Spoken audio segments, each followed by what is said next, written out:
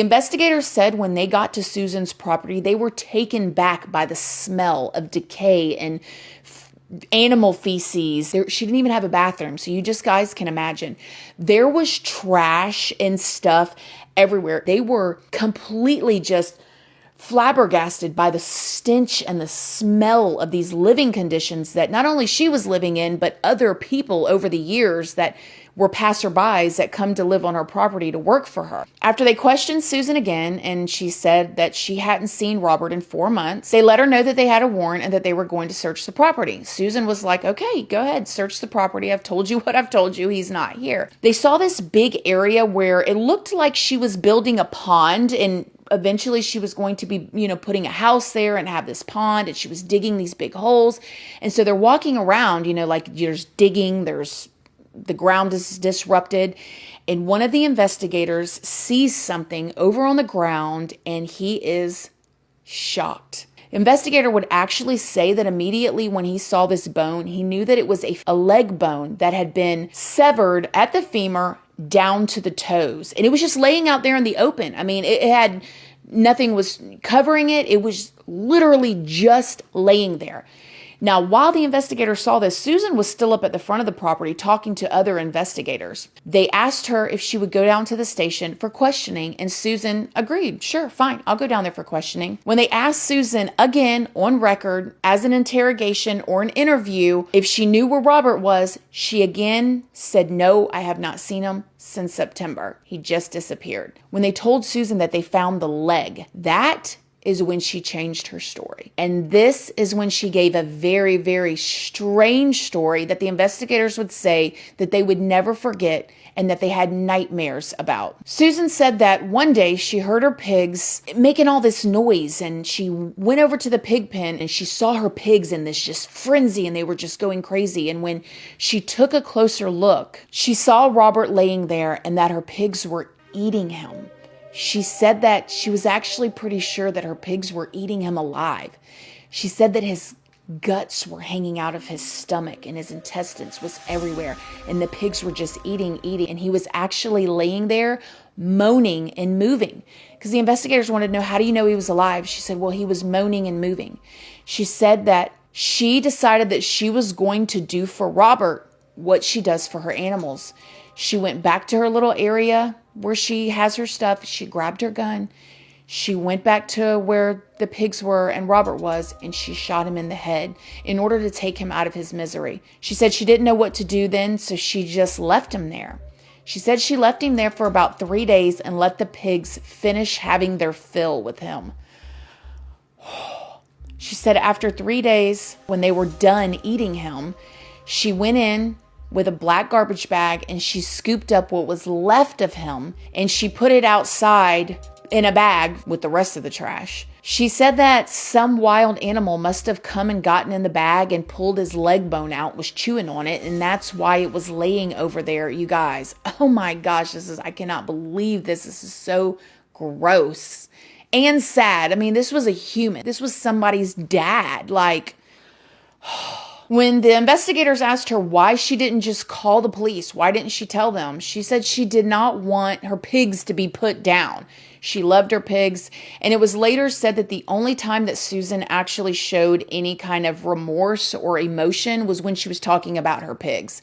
She did not want anything to happen to her pigs. As a matter of fact, after they got finished questioning her, she was so concerned, make sure nothing happens to my pigs. That's where her head was at. The investigators were just shocked. They just could not believe what they just heard, especially the fact that she just decided to leave him there for 3 days and let the pigs just finish eating him. They were doing their thing. Robert, he disappeared around September of 2013, and his kids really started to get concerned with him when they didn't hear from him after Christmas. New Year's came around, and they were just basically freaking out. So all of his kids, who were adults at this time, they got together and they drove to the property where their dad had been staying. When they got there, they saw his little trailer but they also saw Susan. So they went up to Susan first and said, hey, have you seen my dad? We haven't heard from him. We're very concerned. And she said, I haven't seen him in months. I actually don't know where he is.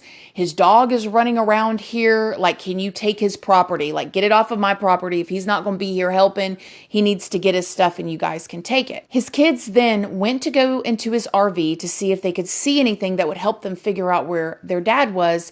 And one of his kids would later testify that when they walked into the RV, the hairs on their neck stood up. So his son walks into the RV and said the hairs on his neck stood up from what he saw. He saw everything that his dad would use, or any human person that would go anywhere would take with them. His wallet, his information, his dad's tools. His kids would later say that their dad, Robert, didn't go anywhere without his tools. I mean, that was his livelihood. That's how he supported himself, was being a handyman, a laborer, odds and end jobs. His dog. They knew that their dad would not leave without his dog. Now, when they filed this police report, the cops at first, they were like, this is a grown man. He's a wanderer. We'll look into it. Okay, we'll look into it. Because Robert was actually known to be a drinker. He drank a lot. He did whatever else he did. And they just figured, okay, he's off on a binge somewhere doing something else. But the cops said that they would look into it. They soon found out that Robert actually had a food stamp card. So they ran a check on it and they saw that in December, his food stamp card was actually used at a local Walmart there in their town. They went to the Walmart. They pulled the security footage. And when they pulled the security footage of the person using his card, they saw that it was Susan. Immediately, the investigators are like, okay, why is she using his card? That is very fishy. The investigators get back and they get a warrant so they can search her property. When all the investigators go to search Susan's property and to speak to her, and they were going to arrest her on fraud for using his food stamp card, they came deep, you guys. I mean, there was like what I saw, probably 20 cars, investigator cars, and they needed to too. So the investigators let her know that they were about to search that whole property up and down. They were going to tear it up. They were going to dig everything. Is there anything else Susan needed to tell them that they were going to find before they found it? Susan immediately just started crying. The investigators were like, oh no. She said, yes. She said, at this part of the pond where I was digging, you're going to find the remains of a man named Stephen Delacino. The investigators are like, what happened to Stephen Delacino? I mean, who is this person? Susan started telling them that in 2012, she put an ad on Craigslist. Y'all stay off of Craigslist. So many horror stories from Craigslist. Good Lord. For the same exact thing. She needed a handyman. She said Stephen Delacino came there to work for her. He had worked there for a bit. And she said his case was a little bit different. She said that Stephen Delacino got drunk one night and tried to attack her. When he tried to attack her, she shot him and he fell into the pig pen and the pigs ate him. Same exact thing. They just started ripping him apart and she left him there for a few days. And when they were done eating him, she scooped up his remains and she buried it. And sure enough, the exact spot where she said Stephen Delacino's body was, they found his bones. Now, the investigators would also ask Susan, is that it? Is that the only two people that have died on your property or that you've killed or anything like that? And Susan said, well, if I told you about the other 17 bodies, I'll never get out of prison. That's all she said about that. She never actually told anything, but those were the only two bodies that they were able to find. Now, in order to identify these two bodies because of the conditions, both of the bodies had the gunshots to them. Okay, now Susan would later tell a bunch of different stories in trials and trying to get out of this. At one point, she said Stephen Delacino shot himself in the head 5 times. Okay, I don't know how that's possible, but that's what she said. Okay. Robert's body was identified by a finger. They were able to identify his finger that was actually his body. Stephen Delacino, he was such in a badly decayed that they had to identify him by comparing his bones to his brother's bones. Both sets of bones obviously had animal gnaws on them. So they knew that the animals, that's part of the story, was true. And then both of the, the gunshots to the head, like they both had those. So they knew how it happened, but they didn't know exactly why it happened. They knew the story that she was giving, which was a self-defense story for both of these people. Now, Susan would take it to trial and try to claim self-defense. Her trial was in 2015. And when she was at the trial, I thought she looked really pretty, actually. She looked like an older woman. I'm not saying that she didn't look pretty before, but it was just kind of obvious that before the trial, she didn't really put a lot of effort into how she looked. Even the townspeople said that she was very dirty all the time. I mean, she didn't have a shower. She didn't even have a bathroom. So she was obviously dirty. Not trying to be ugly or say anything nasty about her, but she was dirty. A dirty old farm woman, okay, is what it was. She was found guilty. Different people came and testified, like the investigators, by saying what they saw, and, different investigators saying that they had nightmares, still have nightmares, or traumatized.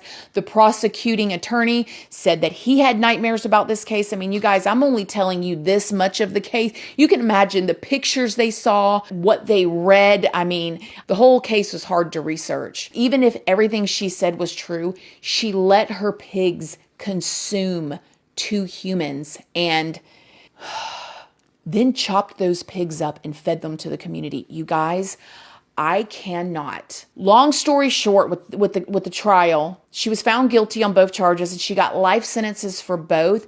But the life sentences are a minimum of 25 years. And then I think you can go up for parole there in Oregon in 2015 when she went to trial for this. And so she got 50 years minimum.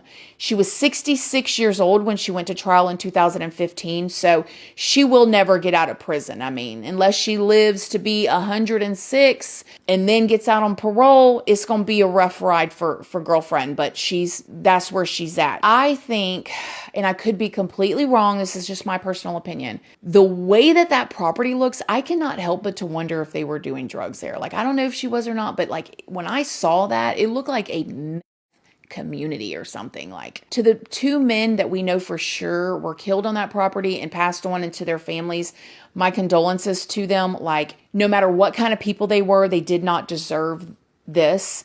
But I can't help but to wonder, like, these people, how they could live in these conditions if they weren't on something. I don't know. She didn't even have a bathroom on this property, you guys. Like, she went out in the back, honey, dug a hole, picked a leaf up, and I'm talking about rough. Okay, rough, honey.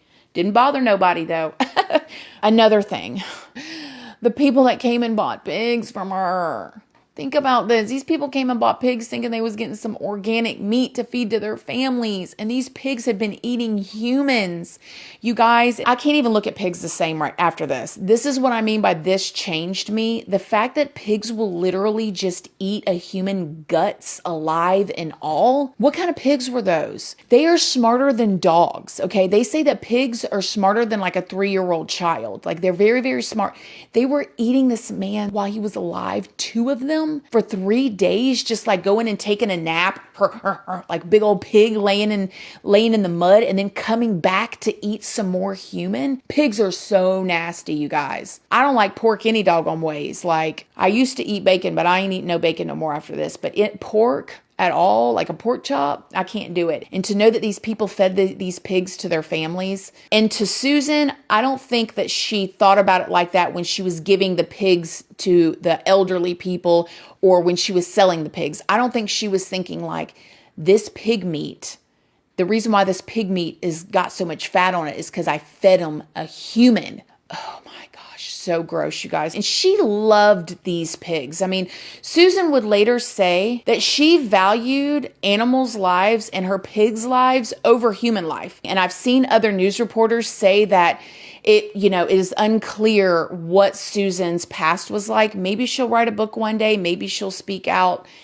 I don't know. She was described as somebody in the community as just a rough old lady living off of grid.